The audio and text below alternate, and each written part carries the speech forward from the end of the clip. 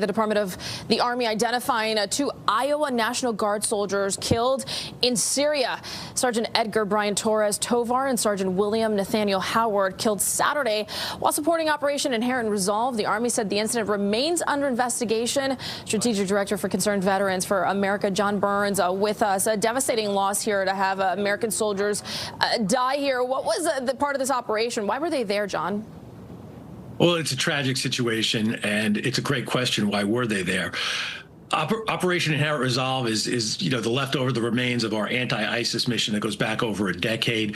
It's a great question. Why are they there? Why are we calling U.S. Army National Guardsmen, reserve component soldiers out of their civilian lives to continue this fight? There are reasons, structural reasons why the military does this, but there aren't very good reasons why we're doing this in the Middle East. This doesn't track with the president's new national security strategy. And the hope is that, because of tragedies like this, because of ongoing operations, that the president and the Secretary of War, Pete Hegseth, will begin to act on that national security strategy and pull troops out of the Middle East, particularly, again, reservists and National Guardsmen who really have no business being away from their civilian lives for such peripheral interests. Is this something that is, for context, is this something that has happened in the past where National Guardsmen are stationed in these peripheral operations that you're referring to, if you will? Yeah, in the post-Vietnam era, real quick, the post-Vietnam era, they integrated the reserve component, including the National Guard, much more closely. After September 11th, that became an operational item where regular rotations of National Guard and Army Reserve forces became the norm.